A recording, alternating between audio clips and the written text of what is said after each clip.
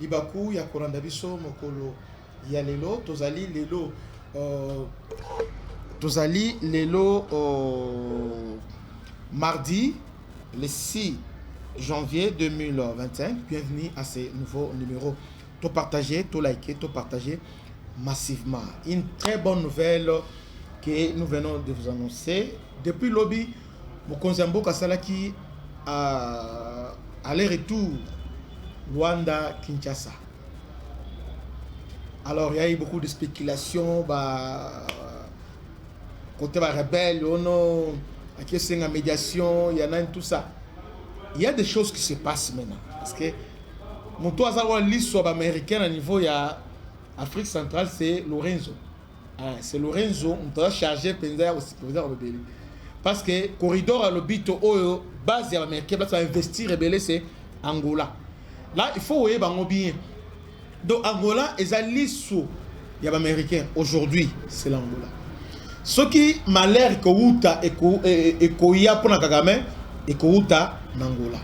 Au moment où on va voyager belé Angola, va tout rebelle Angola.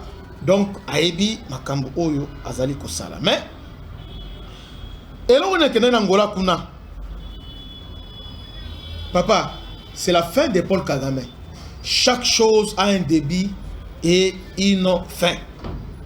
Kagame Azali Azanani. Kagame Aza invincibilité. Maduro, ce qui s'est passé dans Venezuela. Azali exemple Oyo américain message quoi américain tindi dans le monde entier. On a secrétaire d'État Rubio alors avec tous les dictateurs Oyo bazo candidat ke américain bazo blaguer bazo ça la fausse route. Alors pour les gens qui sont bien informés, parce que les gens, les Congolais, toujours, bon, on a titre, les gens qui sont bien informés, que Fatih a changé déjà. Alors, on a le Qatar, maintenant, a commis l'Émirat Arabes Unis par rapport à. Parce que l'Émirat Arabes Unis est dans la coopération avec Blackwater. Maintenant, Blackwater va recevoir maintenant Go. Basala Moussala Borosala. Les Blackwater. Blackwater maintenant, ils sont là en train de faire leur travail. Ils viennent d'abord pour sécuriser la frontière parce que Bango doit sécuriser la frontière, contrebande et tout ça. Mais avant de le faire, ils devaient d'abord restaurer l'autorité de l'État. Il y a un lobby en Angola pour les gens qui ont suivi. Un lobby que Mokonzamboka ya Angola a proposé. Après sa proposition, il y a malamu pour la restauration, il y a autorité de l'État. Match ici, c'est fini. Donc, les obètes malikolo. Hein? Plusieurs militaires américains ont bien Africom parce qu'Africom a une Angola, se renseigner.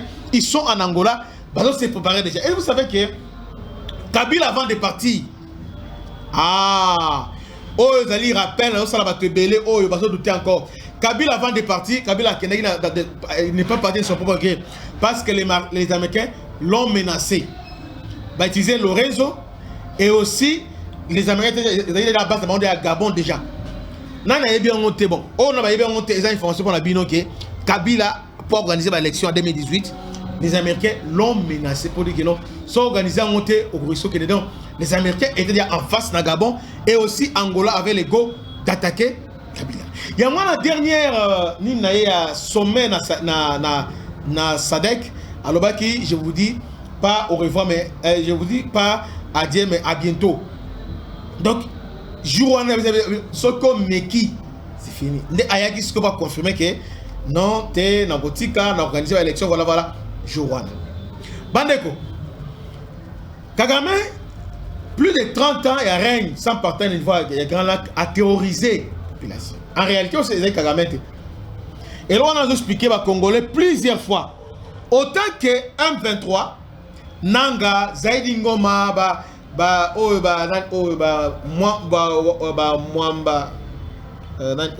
Mwamba et les autres, marionnette Kagame. Kagame aussi est marionnette il y a des multinationales, américains, il y a des Australiens, des Canadiens, tout ça, ils ont appelé marionnette là-bas. Donc derrière Kagame, il y a toute une puissance. Il y a toute une organisation. Va soutenir Reba Minduki, Bani, ils ont planifié. Lorsque Trump disait que Trump n'est pas n'importe qui, c'est le président le mieux informé parmi, pour ne pas dire les seuls, mais parmi les présidents les mieux informés dans le monde, Trump a Rosala, parmi les premiers. Vous voyez? Parce que pas bien informé, Trump, Poutine et les Chinois, tout ça, ils sont bien informés. Maintenant, dans Trump, je viens de mettre fin à la guerre Oyo dans l'Est. Nous, on pensait que Azo Salaba discours, bon, Azo Salaba vanti, a répété plusieurs fois. Bandeko, est-ce que vous pensez que les services américains, les services de sécurité américains, il va éviter que la guerre est dans le Congo, pour rappeler que Mukozi, guerre est dans le Ayebi. Il y a un jour à Tourni, est-ce que quand est-ce que la guerre va s'arrêter? Alors, dans quelques jours, ah oui, ça va s'arrêter. Mais Kagame n'avait pas compris le message. Et puis, il n'avait pas compris le temps. Il a confondu les temps, il a confondu aussi des personnes. Trump a commencé, bon, la guerre à Congo. Mais pourquoi il disait ça? Il y a une limite, Toyo Kana place Trump, Mouton a bien informé. Trump a bien informé que même que collègue a considéré. À moins que Trump a bien informé que Bakonzinabiso. Très bien informé. Mais chaque fois que tu as partagé, tu liker, liker, toujours liker, toujours partager. Désormais, tu as sur TikTok avec des politicos CD, en tout cas avec des politicos, nous sommes sur TikTok. Donc, alors, Trump a un service de renseignement. Attends, mais comment chaque fois que non, je me fais, na mettre fin, est-ce que on va comprendre que les messages Oyo a faire passer? Quand il disait que na mettre fin la guerre, les gens ne comprenaient pas. Alors que Trump, effectivement, a mettre fin. Comment il a mis fin à la guerre à Congo? Trump, la guerre na Congo, souci à Trump, les gens qui Rwanda té. Ah non, vous comprenez déjà émission Bandi Place Swana. Trump, quand il est arrivé, a trouvé Rwanda té. Ce n'est pas les Rwanda. Rwanda est marionnette. Rwanda, c'est parmi cheval de Troie. Mais derrière les Rwanda, il y avait organisation. Parce que le monde est dirigé par. Ce ne sont pas des présidents qui dirigent. Hein. Il y a des organisations, il y a des fraternités, il y a des. Ce sont eux maintenant, nous devons diriger Moukil. Alors, les militaires nationaux, c'est eux qui dirigent le monde. C'est eux, Elon Musk, les autres, Elon Musk, on a Baza, GT, Bill Gates, Jeff, Ngonde, Mituka, voiture électrique, transition écologique. C'est eux qui décident. Ils sont là que pour exécuter, ils va décider. C'est ça la vérité. Maintenant, Trump, quand il est venu, à coup de système en main, il a compris que mais le système qui est établi, il doit profiter de la vérité. Au contraire, ils sont des Chinois, ils doivent profiter de la entre-temps, les Français, l'Union européenne, ils ont la brèche pour comme nous sommes arrêtés à part voir Chinois, il est temps maintenant de clarifier pour ce niveau, il y a grand lac. Soit tout restaurer, tout tient soit Félix a compris, il a sauté les premiers, accueilli, a proposé et signé. Maintenant, Trump, ça pourquoi il pour Trump, il pouvait dire que non, Kagame, l'Ongola Trump, oui, il pouvait dire ça. Quand Kagame a parce que Obama l'a fait. Mais quand il l'a fait, suite aux années, exactement. Parce qu'il y a ce qu'on appelle les ombres. Il y a les ombres qui sont derrière Kagame. Il y a des gens puissants qui sont derrière lui. Il y a Trump à Kenango d'une manière méthodique, séquence par séquence. On remarque que a nommé un diplomate. mais qui n'est pas un diplomate traditionnel. Oh, il a nommé. C'est un businessman. Ah, mais ce n'est pas quelqu'un d'ordinaire. Ce n'est pas un diplomate classique. Hein? C'est un businessman. Il a Afrique très bien. Surtout le Nigeria, dans le Nigeria, tout ça. Alors, maintenant, à Tini, ok, a nommé d'abord, il s'avère que Massad Azalibo Frena a nommé d'abord une personne qui va travailler avec le département d'État. Non, parce qu'on peut comprendre, c'est-à-dire, Balokio. Trump a commencé à nommer Massad. Ce n'est pas un hasard. Massad est un homme d'affaires. Un businessman. Et moi, je suis agent de Trump. Alors, maintenant, moi, je suis agent de Trump, voilà. Maintenant, il s'avère que Aponi pour la ligne. Parce que Aza connaissait le terrain, Ayebi n'est pas de problème. Trump, quand il dit que j'ai mis faire la guerre, Ayebi, parce que mes méthodes sont employées. Trump, Azo Longo, le problème, Bata Moussissa. Trump, Azo Landela Moussissa. Obama, qu'est-ce qu'il a fait? Obama a continué le problème à Congo, il n'a pas fait ça. Obama a bien Longola paix à Longoli. Mais le problème n'a pas fini parce que tant à Longwe, après, Baye Zonga. Maintenant, Trump a l'ingé bon côté. A nommé Massad Boulos. Massad Boulos a dit que ça la étude maintenant problème est agni parce que on ne peut pas résoudre un problème auto éviter et banner les agni baoui la canine tout ça. Massad déjà briefé. Akena Kagame ayokiye, Akena na Congo ayoki bango pas à Sangisi. Maintenant après qu'on a bango na akeskoyo et pas ba multi pour leur dire que non, awa makambo changé. États-Unis a changé politique naï. Désormais Congo est comme partenaire na biso. To zongi ndeng dans 1960 Congo a un partenaire stratégique, il faut le traiter comme tel. Makambo na ya ba ko financer ba voisin.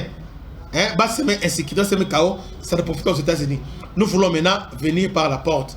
Yangona toye et pas nabino. Moutou a besoin d'investir dans le Congo aïa d'une manière officielle. Comme ça, tout permettre, parce que nous créons maintenant un cadre, un environnement oyo, bino boya officiellement, bon investir. Au lieu que boya, pas au travers ba proxy, non, c'est pas bien. C'est nous qui sommes des perdants, boya maintenant officiellement. Rôle Yamassad Yangwana, il les a sensibilisés. À sensibiliser. Il n'y a pas que Massad. Il y a encore un autre un sénateur qui a présenté à Yambakaï. Non. Lui aussi a joué un rôle qu'à Massad. Lui aussi a joué ce rôle, mais lui il est trop proche de Kagame. Vous voyez? Donc Massad a mis pour Tala. Mais remarquez le Romoko. Remarquez le Romoko. Qu'est-ce que Massad a découvert? A découvrir qu'au-delà, il y a des Américains qui sont là, il y a des Canadiens, il y a les Qatar. Parce que la guerre, ils sont à l'Est, ils ont guerre d'abord, ils ont alimentaire, ils ont contrebande, il y a or. Or d'abord. Or, ils ont un bon belé. Or, parce que Émirats Arabes Unis, Arabie Saoudite, ainsi Qatar, dans la course, il y a or. Or, président de l'Union. Alors, maintenant, Kagame a commis destination à Bango. Kagame, c'est comme ça maintenant, États-Unis pour mettre fin à cette guerre, ils devaient collaborer parce que Qatar a un partenaire dans Bango. À cause les Qatar. Or, derrière Qatar, il y avait aussi la France qui était là. Il y a un money. États-Unis, à l'objet, pour résoudre le problème, ils ont commencé à attaquer des causes profondes. Causes profondes dont on parle ici, pour les États-Unis, la cause profonde, ils attaquent. Oh non, maman, il y a tribal, marginalisation de la tribité, wanate. Ils ont wanate. Cause profonde, il faut autant là, il faut Hollande là. Banana Sima Kagame. Moutouali Bosso, à pays, mais c'est ça, c'est le Qatar.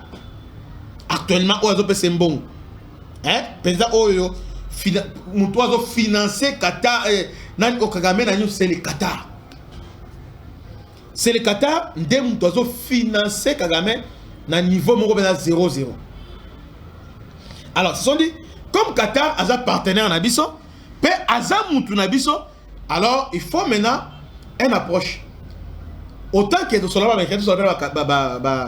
gouvernement Qatar, Batal. États-Unis va s'approcher de Qatar. Toujours nous ne voulons pas qu'on s'interpose. Yebisa Moutunayo. Dédé, maintenant, Américain, il y a Jeff, au Amazon, il y a aussi Bill Gates, au Microsoft. On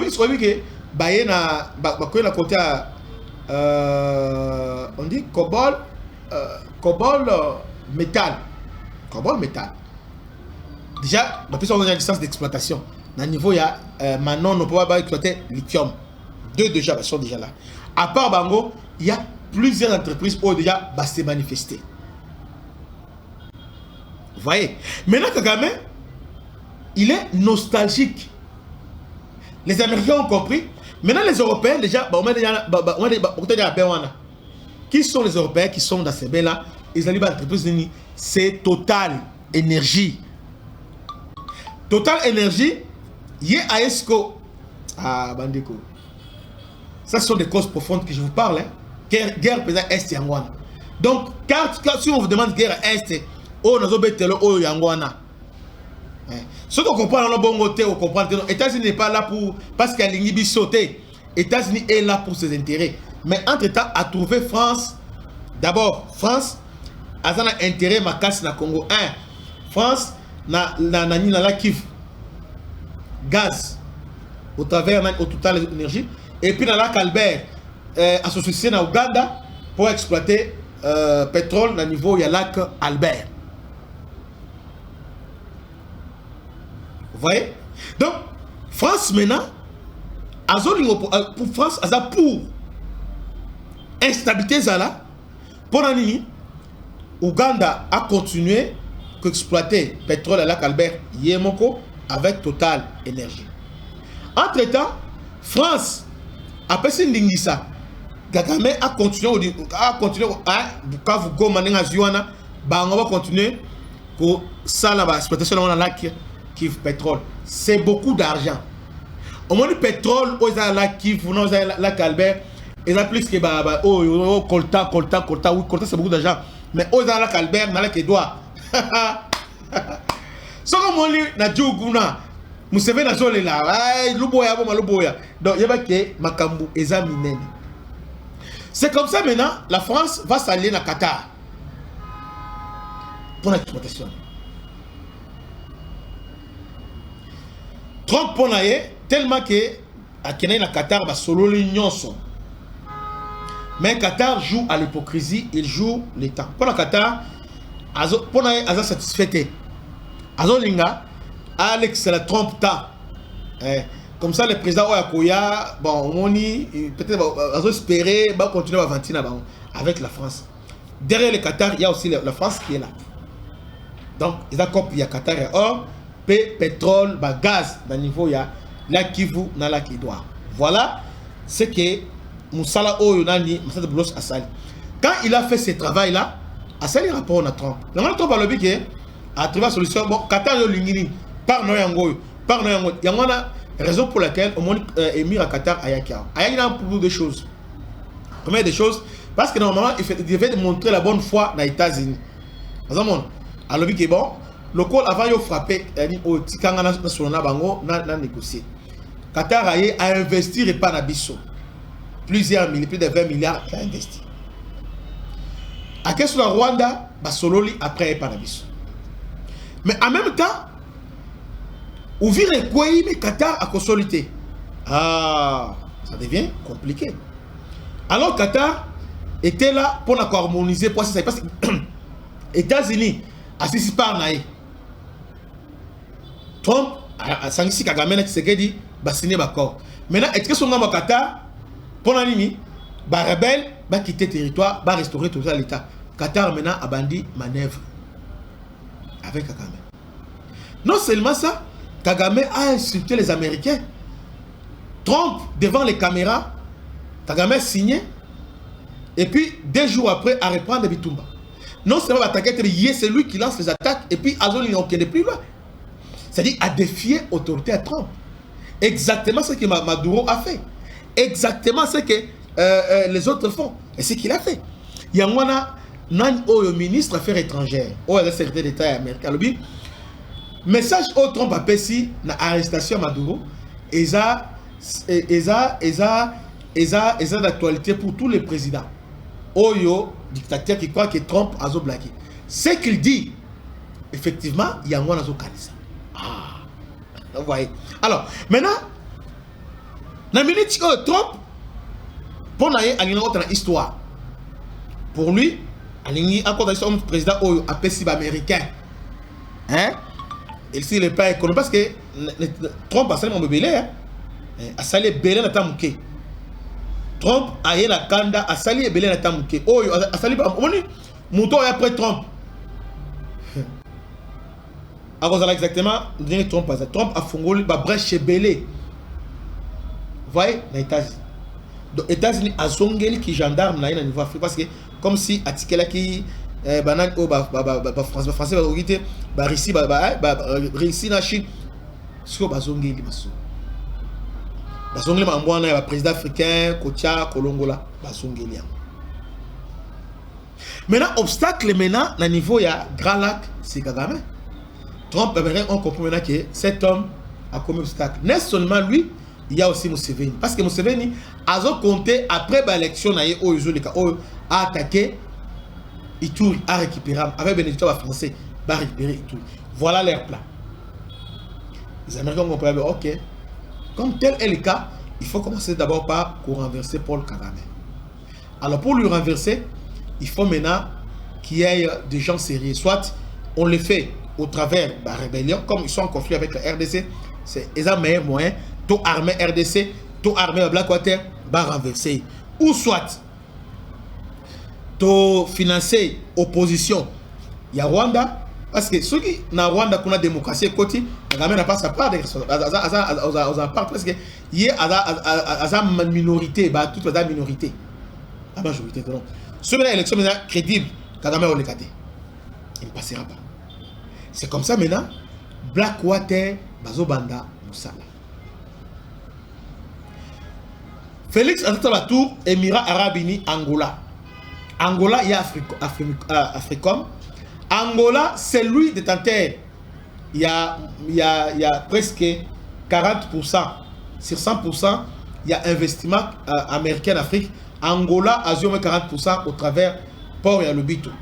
Donc Angola, c'est un pays stable sur le plan militaire, sur tous les plans. États-Unis ont utilisé Angola, le col gendarme, pour l'intérêt pour le moment. Et on a le président Angola a béni, soit calme. Cet homme, on va les renverser. Mais avant de le faire, mets de l'ordre d'abord dans Katia, opposant à tout ça. Donc, au travers Lorenzo, il y aura, entre guillemets, il y aura dialogue, mais dialogue pas à la manière des catholiques, pas à la manière des Kikali, mais le dialogue à la manière de Tshisekedi. C'est lui qui va définir les moments, dans le cadre, dans la matière à traiter. Il n'y a que lui, le président. Et c'est lui qui va convoquer. Voilà. Et puis, qu'est-ce qu'ils vont faire maintenant pour Kagame? Kagame appartient au passé. Il y a un moment où ils sont agités depuis un moment. Avant de Kalemi, on te Kalemi, 960 km, 910 mètres. Beaucoup de Kalemi, ils sont déjà Kalemi, ils sont déjà dans la force Bendera, ils sont partout. Beaucoup de Kalemi, tout à la bino. Et puis, le gouvernement Lingiwo, sur les Bokota, militaires, les Bakota, dans Kalemi. Bokota. On va voir maintenant comment vous allez faire. D'abord, Ouvira d'abord et Latibino. Donc, Ouvira est bloqué par Awa. Ouvira et Zalokola, Moutou a mêlé peigle, soit Kangé ce qu'on a Mungongo. Omeli Moukoua, Yaman Ouvira et Saliba. Donc, ils sont là, ils ne savent pas quoi faire. Ils ne savent pas quoi faire. À mon avis, il y a une agitation, tout ça, mais depuis Mamadou, Vandi, Kimia. Trump, c'était un rancunier. Trump était rancunier. Aïssa Madouro, lui, n'a pas ça qui a chance, mais au saisir yangote. C'est ce qu'il a dit aussi à Kagame. A pas ses chances que, ok, au volet tamoula. Kagame aza zoba. Chance au apprécié. Au bomi, au salé belé, bon, alors bon, vous avez pas na yango yo, longwa. Té, ngainde, moni nou, histoire, ok, on va voir maintenant. Au bête histoire na, mais, vous serez surpris un jour. Bande vous likez, te, vous likez, vous partagez, likez,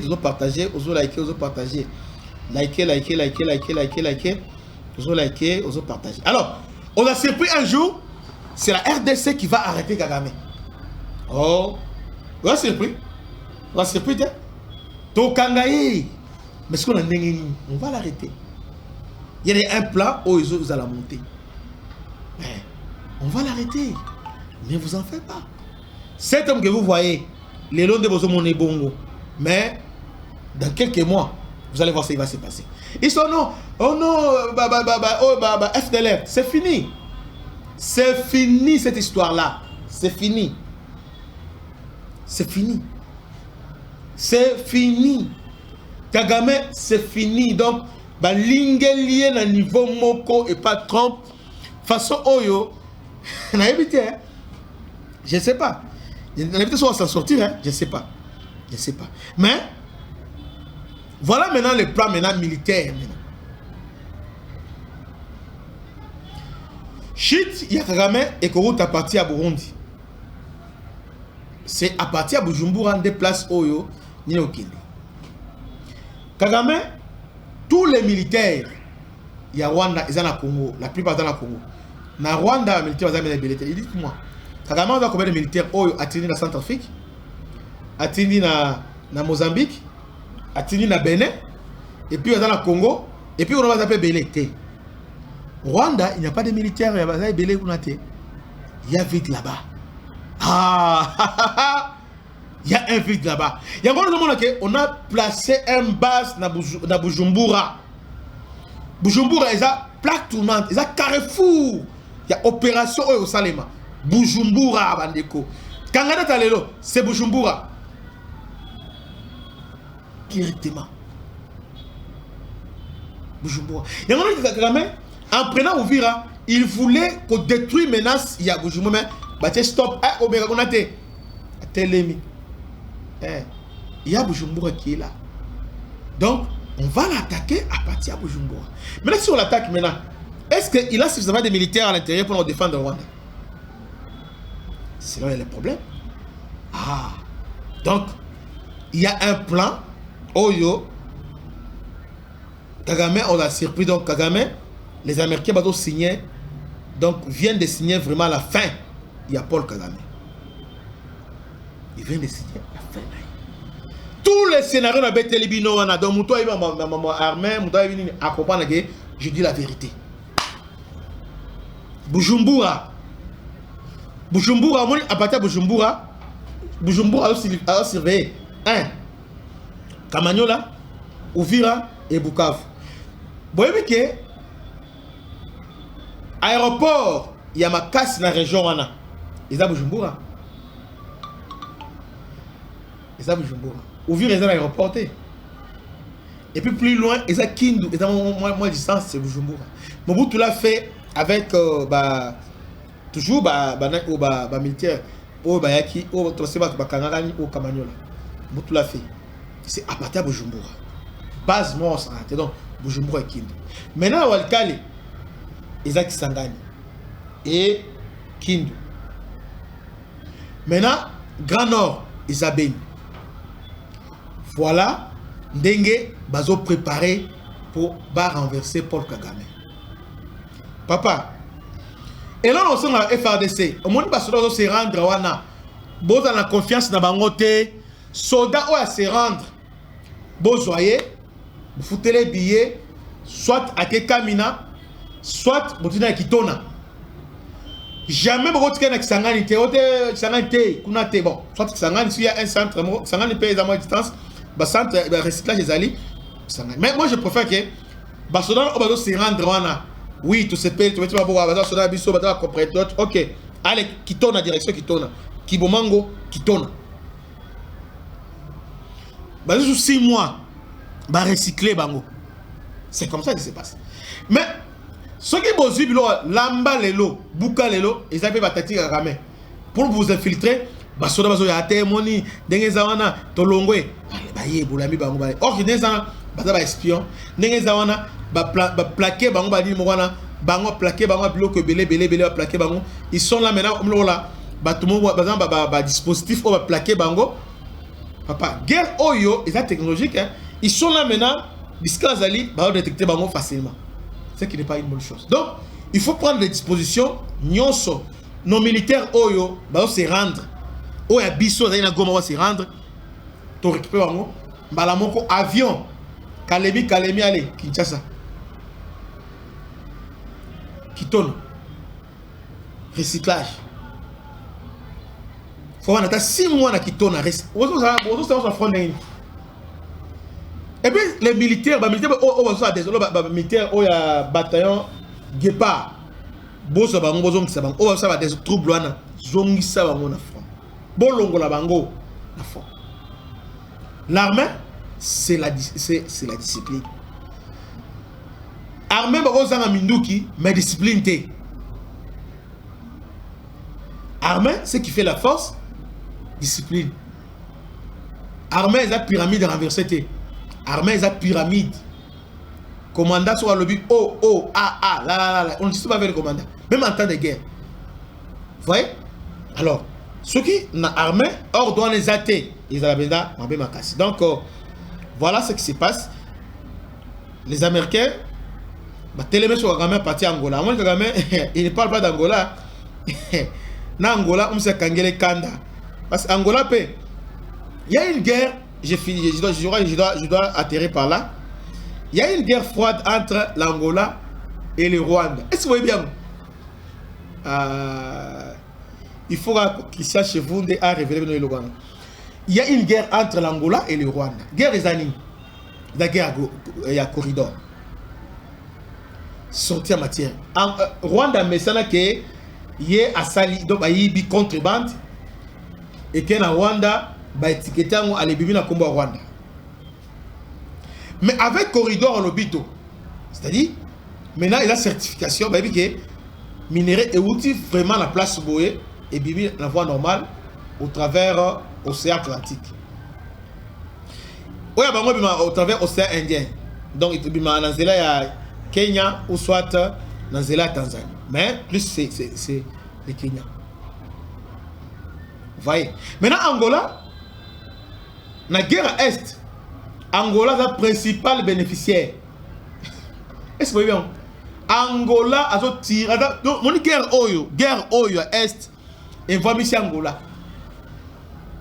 Angola, c'est parmi, s'il y a des pays où on va tirer ficelle dans la guerre Oyo, entre les Rwandais et la RDC, ils ont Angola, et ils appellent Ouganda. Souvent, on parle d'Ouganda. Ah, Ouganda, oui. Ouganda fait que Ouganda est visible.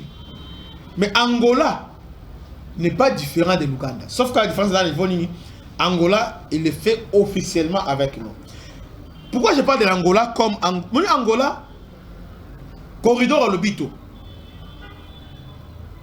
Il nous a volé. C'était un marché qui nous a volé. Normalement, corridor c'est Longwana. Et il y a un port à banane. Et puis par port à banane. Il faut que le corridor Angola a sali. Oh, Angola a combien pour le corridor? Donc, on a fermé les yeux parce que nous sommes en pleine guerre. On ne peut pas ouvrir plusieurs fois à la fois. On ferme les yeux. Dédé, Angola a exploité le pétrole na biso na niveau ya haute mer, na niveau ya zone d'intérêt commun. Awa na Mwanda. Pétrole na biso na niveau ya océan. Angola l'exploite. Tant que Kangié, Angola nous doit beaucoup d'argent. Bon et belé. Procédure avec Kabila, tout ça, c'est payé avec procédure. Maintenant, guerrier, comme Angola, on devait s'appuyer sur l'Angola, on ferme les yeux. Nous avons fermé les yeux. voyez. Maintenant, Angola, dans la guerre Oyo, Angola s'est positionné. L'Ouganda s'est positionné. Kagame maintenant, donc Angola a zone Ibanga Manaka. Donc, Bangona Angola, ils ont guerre mort en Angola. Donc, en quelque sorte, les Américains vont créer cette rivalité entre l'Angola. Parce que dans la sous-région, il y a la rivalité les lots entre l'Angola et Kagame. Mais sauf que Kagame ne peut pas se mesurer en Angola. Parce qu'Angola est la troisième puissance aérienne au niveau Afrique. Donc après Égypte et Algérie, après Algérie c'est Angola. Angola a Liboso Félicite, a Liboso Tunisie, a Liboso Maroc, a Liboso Nigeria sur la sécurité aérienne. Donc à n'importe quel pays.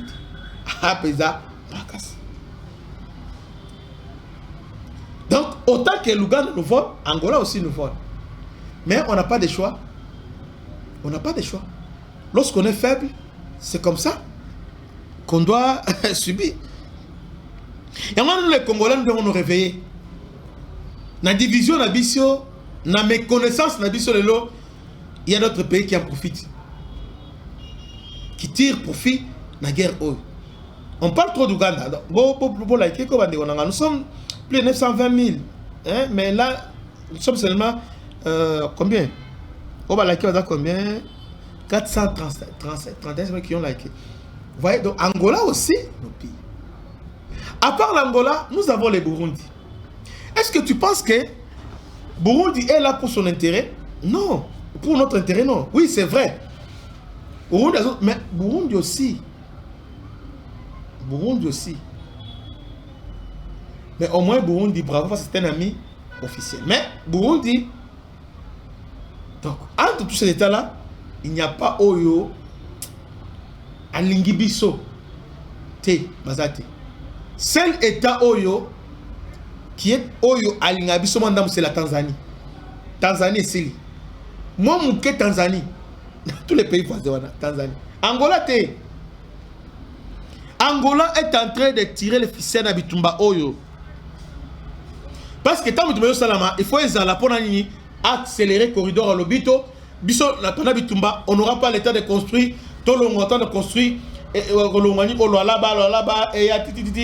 comme on a dit, na port à banane. Une autre personne qui voulait profiter de nous, la guerre Oyo, c'est le Brazzaville. Brazzaville aussi voulait profiter de nous, mais Félix a bloqué. Est-ce que ça sonne Félix a bien été? Bon, alors nous sommes en train de ramasser ça et là, mais pour démontrer à Congolais intérêts qui sont en jeu. Brazzaville, Brazzaville, accès. Nous sommes enclavés, on n'a pas accès dans l'océan. Bon, pas accès, nous avons accès, mais dans eau profonde, nous avons côté. Brazzaville, à Pointe-Noire, port na Pointe-Noire. Angola, dans l'Obito, Tanzanie, Azana Oyaye, Mombasa, on a Kenya. Maintenant, nous sommes enclavés, pour exemple, dans la unité. Brazzaville a proposé au Japon. Alors, il va au Japon, on va vous soutenir la guerre contre le Rwanda, mais il va un pont. Oh, ce qui va être pont est long, Brazzaville, et il va être pont. Et puis, il y avait l'argent déjà. Hein? Banque de développement africain a demandé à soutenir le projet. Maintenant, sur le projet, on va être pont. Mbalamo, Bakongo Koufi. Bakongo Koufi est là. Parce que,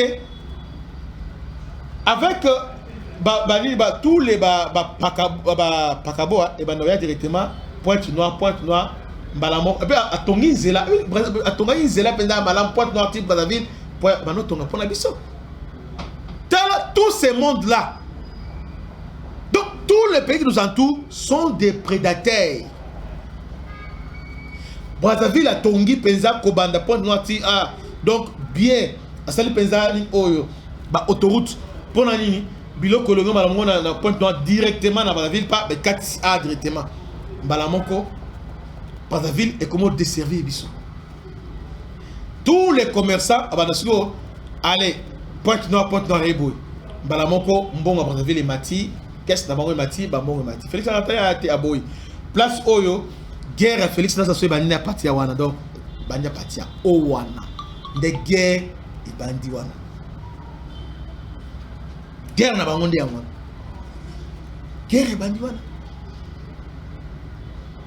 Félix Alobi avant tout ça pont c'est bien mais nécessairement pour nanga bon pour nanga en pour na ça tant que je suis en concurrence là te non yo odana oya yo suzana ngotete tout ça pont tout ça la pont na biso en profond Bandeko Balandi la RDC n'a pas d'amis il n'y a que les intérêts qui comptent.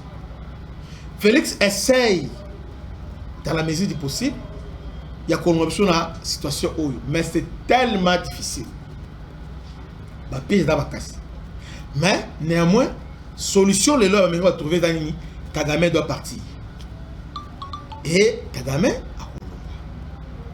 tout son plan, Kagame va dire encercler le Congo, Atieba Mobondo, Atieba Nani, la Centrafrique, tout ça. Mais échoué parce que Trump a dans l'information sur le plan Kagame, invention, ce qu'il voulait faire. Donc, cette solution pour Afrique des Grands Lacs et dans la Kimia, c'est le départ. Il y a Paul Kagame. Oh, ce Paul Kagame, il va aussi entraîner Museveni avec lui. Il va entraîner Museveni avec lui. Vous voyez, maintenant, Afrique, c'est Tshisekedi maintenant. Les Américains comptent sur Tshisekedi. À niveau, il y a Afrique. Et moi, les gens qui pensent que l'élection est Zoya, ils se trompent lourdement. Il se trompe lourdement. Il y aura élection, oui. Mais, vous serez surpris peut-être qu'il y a notre cérémonie parce que les Américains ne sont pas prêts à le lâcher. Non. Vraiment trouver intéressant. Vraiment trouver intéressant. Je vous dis vrai. Vraiment trouver intéressant. Moutou Oyo, Toko lâcher Boité, Toti Kananu, to vendre ça. Parce que les Américains aiment d'abord, avant Balongwa. Avant on va sentir que non, qui met côté stabilité côté, alors maintenant on peut s'en passer de lui. Mais pour le moment, c'est que des azo incarner stabilité dans le niveau il y a sous-région. Bravo mon Konzamboka parce que dans le niveau Oyo a même ma solon à Kumbelango en tout cas ça va. Alors revenons maintenant à la situation sécuritaire.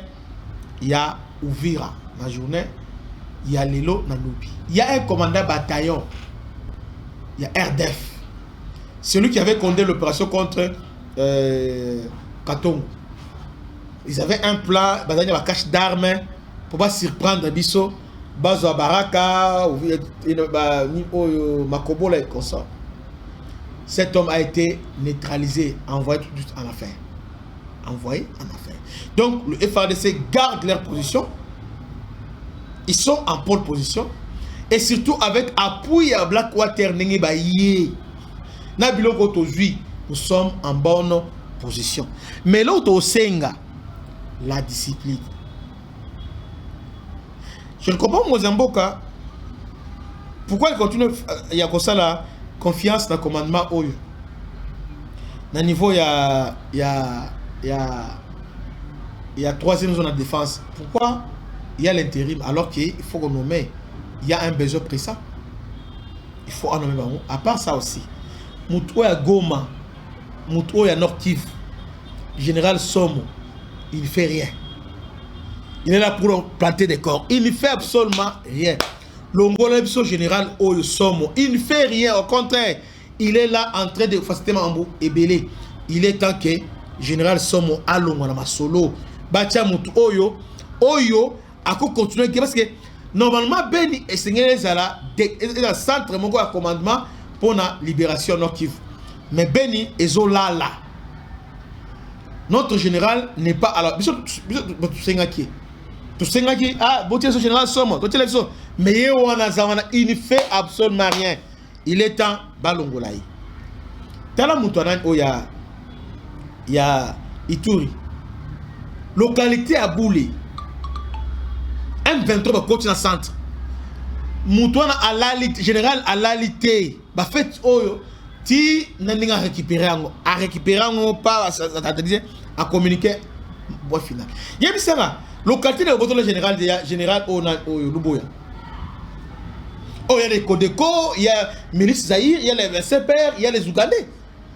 Mais qu'est-ce qu'il fait qu'il y ait Azobunda, il est sur le terrain, tout ça. Mais il y a des gens nommés, il y a un bureau, sont dans le gouvernement, on nomme. Finalement, à nommer le gouvernement, il y a combien de personnes? Dans le cabinet, à nommer le cabinet, donc il est partout, mais sauf dans le Italie, opération militaire. Donc il faut, en tout cas, c'est quelqu'un, il ne faut pas garder comme ça. Il faut vraiment qu'on fasse partie générale somme. Bandeko, bozo liker, et on va partager massivement. To liker. Chaîne, média Nabiso, des politico, il y a déjà en marche. Quelques aléas, nous avons une chaîne qu'on a créée, des politico, chaîne YouTube, qui est s'abonner à la chaîne YouTube. Pour s'abonner. Et n'a pas quoi le lien, il y a groupe WhatsApp, on a statut. Donc, sur le côté de la message, donc, quelqu'un a un lien, on a un statut, na statut nanga, lien zali, pour au quota, na groupe, na biso, WhatsApp. Donc, voilà ce que j'avais comme info. Que Dieu vous bénisse. C'était votre humble serviteur, le Bishop Christian Lao. À la prochaine. Ciao.